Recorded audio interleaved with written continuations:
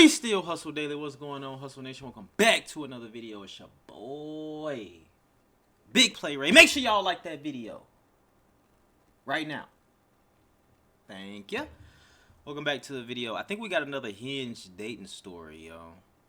I think it's from Hinge, but we got a dating story. You feel me? She about to go on a date, like as we talk, like we are actively live about to go on a date. You know, it's not live, but y'all know what I'm saying. Make sure y'all follow me on Instagram. Let's go.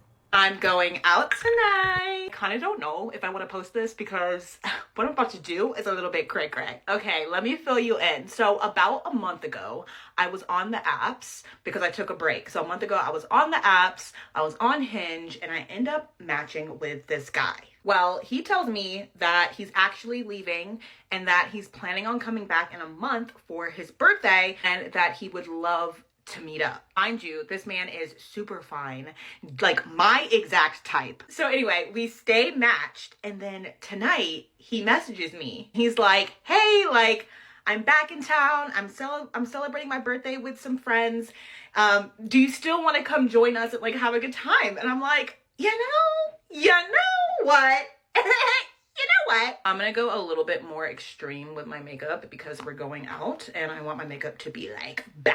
I didn't feel 100% comfortable going by myself, so I asked him if it was okay if I brought a friend, and he was like, yeah, no, you can bring your friends. His friends are gonna be there. It's kind of like a birthday celebration, so he's perfectly fine with it. We are going to his hotel to pregame, and then after, we are going to a couple of clubs here in Atlanta. One of the clubs I've been wanting to try and go to for a long time now. It's called El Malo, and I've been hearing really good things about it around the city, so hopefully we go and it's extremely fun. I don't know if I mentioned this, but he is from San Francisco, so that's like a little fun fact. Like, I haven't done something like this in a while, so it will be fun. I'm also a bit nervous, but I mean, if anything bad were to happen or they were to be acting funny, I mean, me and my best friend could just leave. I mean, he lives all the way across the country. I'm not really thinking anything too serious about it. I kind of just want to have a good time, you know, maybe party in a section, who knows. Either this is gonna be really good,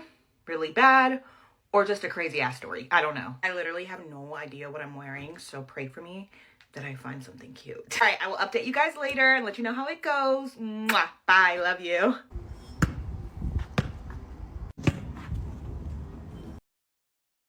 Update, had to call a locksmith. Call a locksmith. It went really bad. Oh shoot. Damn, what happened? I'm so sorry that I kept you guys waiting, but I seriously was living the situation up until a couple of hours ago. Quick recap, I went out with a guy that I matched with on Hinge on Saturday night, and it ended up going absolutely terrible. So it's me and my friend. He tells us to show up to his Airbnb at a certain time to pregame with like all the rest of his friends. Right when we get there, off the bat, the vibes are off. There's like 3 other girls there. They're getting ready. I introduce myself. Like, I walk up the stairs and I'm like, hi guys, like, I'm Winnie, nice to meet you, because I'm not the bitch that's not about to say hi. When they said hi, it was just like very cold, very annoying. And the Hinge match kept saying like, God, I'm so sorry. Like, I'm sorry that I had to bring you guys into this vibe. Let's go up to the roof and just like drink there. So we go up to the rooftop. He's chatting about how it's his birthday, how he had rented this Airbnb and how they were being absolutely terrible. Like, they didn't care that it was his birthday. They didn't want to go to any of the places that he wanted to go. And I felt really bad. So me and my friend, we were like, look, just hang out with us. Like, we're going to go out, we're going to have a good time, and we're going to celebrate your birthday. I did start to notice, though, that he was starting to pay more attention to my friend, like ask her more questions and just be a little bit more intrigued in her life. It's not really important to the story, but I just wanted to give you guys, like, the vibes. So it's me, my friend, Hinge guy, his friend. He really wanted to go to this club called Havana, so it's his birthday. We're like, you know, we're gonna do whatever you want to do. His friend calls the Uber, we go down from the roof and we leave and we get in the Uber. The moment we get out of the Uber, I realize that I didn't have my purse. So I'm looking around for my purse, I'm looking at them, I'm like, guys, I don't have my purse, the Uber is driven away. Can you try messaging the Uber? I'm talking to his friend at this point because his friend's the one that called the Uber. Like, can you try messaging him and asking him if the purse is in there? He's like, yeah, okay, I'll do it. But chances are your purse is probably in the house. You probably left it there, or you probably left it on the rooftop. I was like, you know what? You know, at this point, I was a little bit tipsy. And I was like, you know what? Yeah, probably. Honestly, it's probably there. So like, no big deal. I also really did not want to ruin this man's birthday and make it about myself. So I was kind of just like, okay, like hopefully it's at the house. It probably is. And then we can just have a good night. We're at Havana. We're having a good time. I kind of noticed that like at this point that he's like really interested in my friend. So I'm starting to just get like turned off. I'm like, okay. I know Havana is. I know exactly where Havana is. Havana is like a. Black people do go in there though, but it's more like a mixed crowd for sure.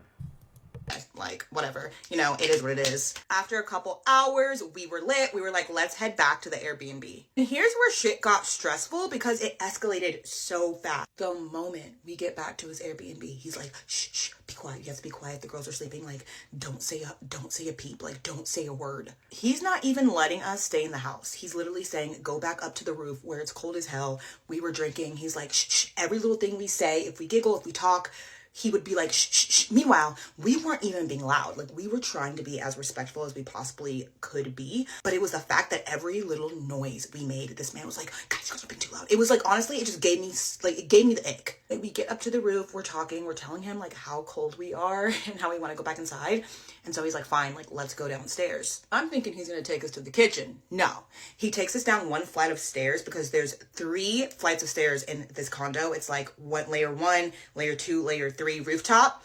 He takes us down the first flight of stairs and like pushes us into his room and locks the door and like closes the door. It was at this moment that I remembered that I still hadn't found or looked for my purse. So I tell him, I'm like, oh my God, I completely forgot to look for my purse. Have you talked to the Uber? I look at his friend and I'm like, hey, have you talked to the Uber driver? Have you heard anything? He's like, no, I haven't heard anything. I'm like, can I go and like look in your kitchen? Maybe I left it on the roof. He looks me dead in my eye and is like, shh, shh, no, you can't, no. I'm looking at him in shock, in disbelief. I'm like, what do you mean no?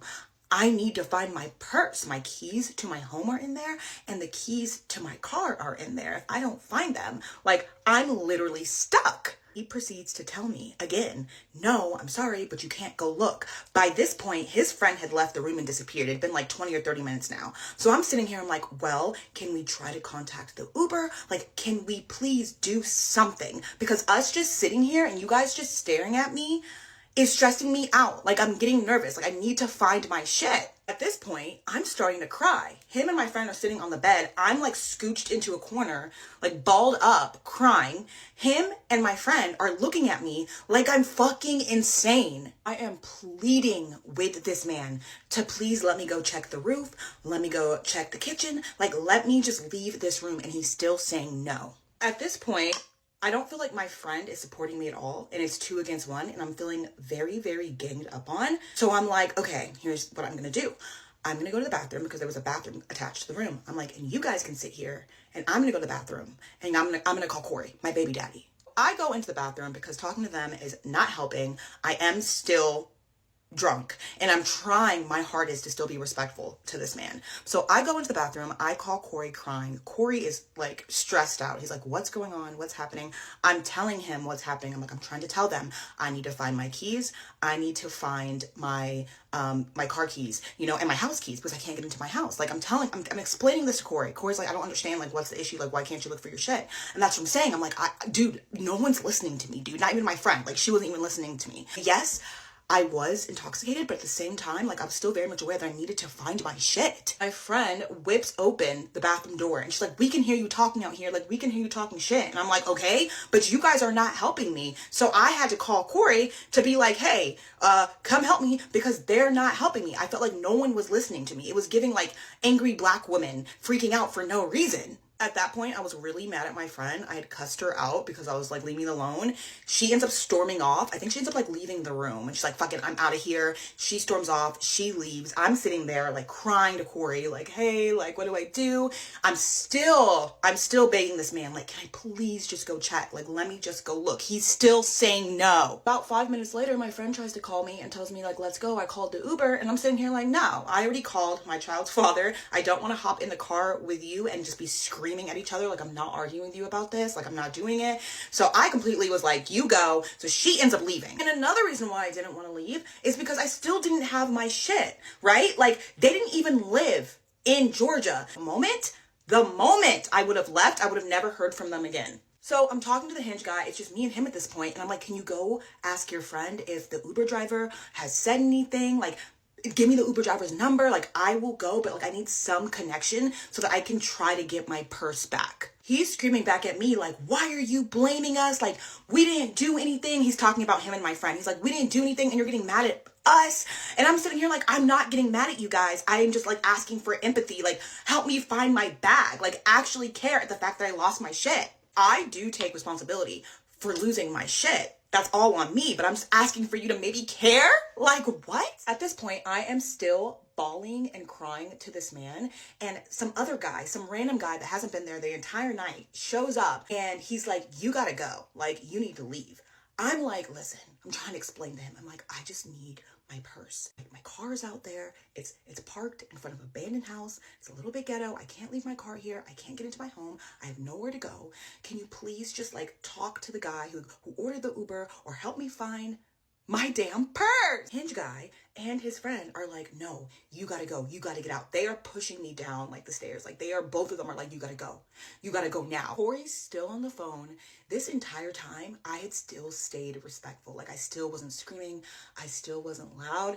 But I'm gonna be honest with you guys. At that point, knowing that my shit was about to be lost to the void, I was fucking livid. I look straight at Hinge guy and I'm like, God is gonna see this. Like, the karma that you're gonna get for doing this when all you had to do was help me find my purse or let me look in your house. Like, you're gonna, and I'm screaming at the top of my lungs at this point because I'm livid. I'm like, dude, have some empathy, like compassion, something. You could literally see the fear on this man's face. He was like, I didn't do anything. Like, it's not my fault you lost your purse. And it's like, it's literally not about that. It's the fact that you won't even help me find it. At this point, I'm not explaining this to him. I'm just like popping off. Because at this point, they had kicked me out on the doorstep and had closed the door. I am bawling to Corey at this point because losing your keys and losing your house keys is like such a traumatic experience. I can't even explain it. It's happened to me. It's happened to me once before, and it's like the worst feeling ever. Corey took about an hour to get there because he lives a little bit further from Atlanta than I do. But in between that time, I ended up calling the non-emergency line, and they ended up coming out and knocking on the door. And literally were like, well, if they don't answer, there's literally nothing we can do. Corey picks me up, which for those of you guys who don't know, Corey is my child's father. He picks me up. Yo, what's the non-emergency line? This is the second story I heard about the non-emergency line. Let me ask Alexa this. Being super nice to me. He's being super optimistic. He's like telling me like, it's going to be okay. You're just drinking right now. So it's like everything's super heightened. It's going to be fine. But trust me, like, I felt like such an idiot. Like, I felt like such a failure. I was like, oh my God, I literally can't even get into my own house. He ends up dropping me off at my sister's house, and I end up sleeping on her couch that night. But I was so mad. Like, I was still so angry. I literally sent that man a voice note, and I was like, I'm not proud of this, but I was mad, okay? I was like, listen, my dad is Ghanaian, I'm African, like, I'm gonna put a hex on you, like, you're gonna wish you're gonna rue the day. At this point, he had unmatched me on everything. He had blocked me on Instagram. I had to just take the L and move on and admit that I fucked up. The next day, I literally had to go back to the location.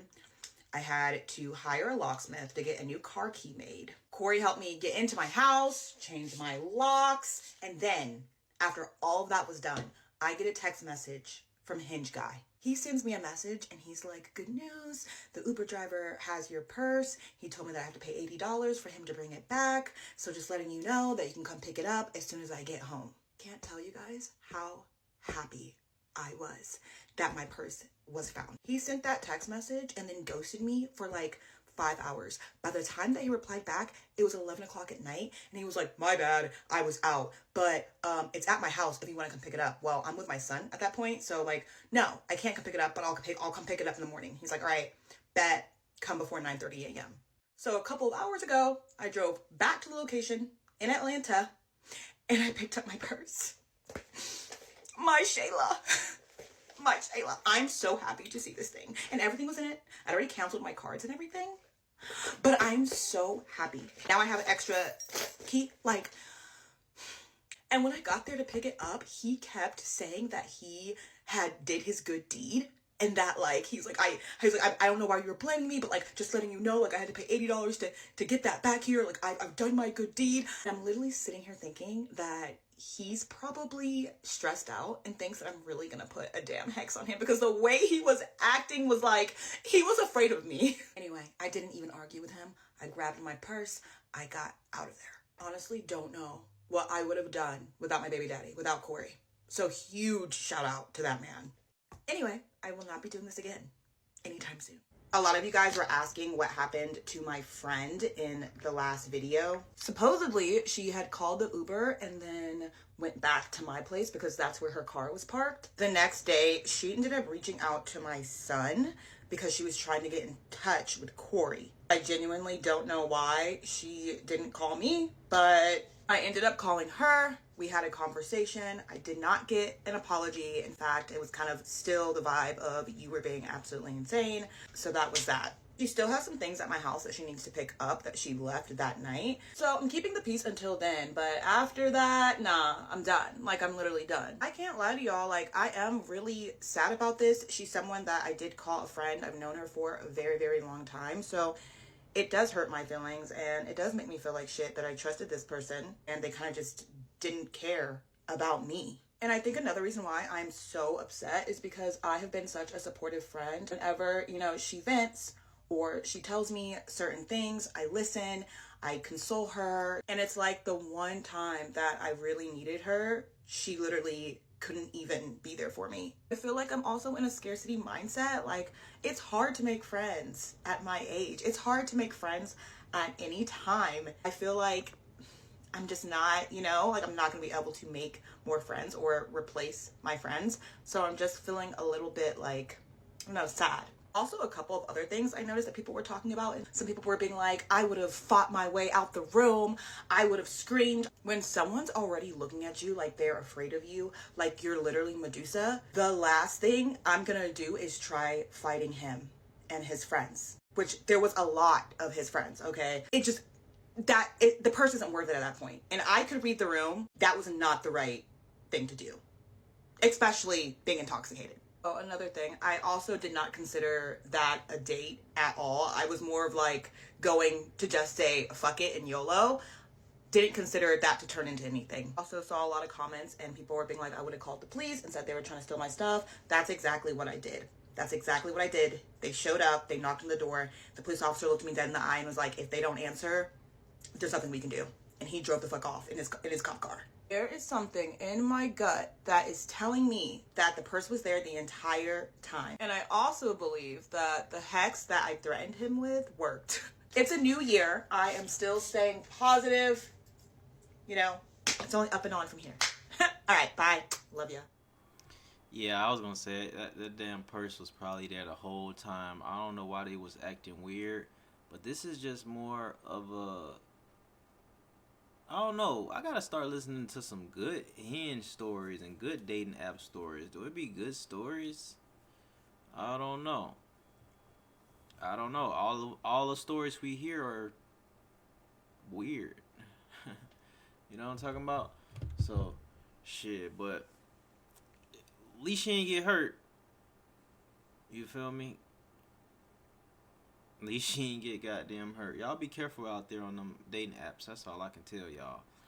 This story, I think the purse was all the way, all already at the damn place. I don't know why they wouldn't let the girl go look for it, because they had other people had to sleep. I don't know. This story weird. I don't know what the fuck going on with them. That's what type of shit. This type of people you get when you goddamn fucking with them goddamn websites. You might get a crazy one or two. You know. You just never know. You feel me? So y'all be careful out there if you are on those apps. All right. Appreciate y'all for tuning in and rocking with me, man. It's your boy Ray. Big play.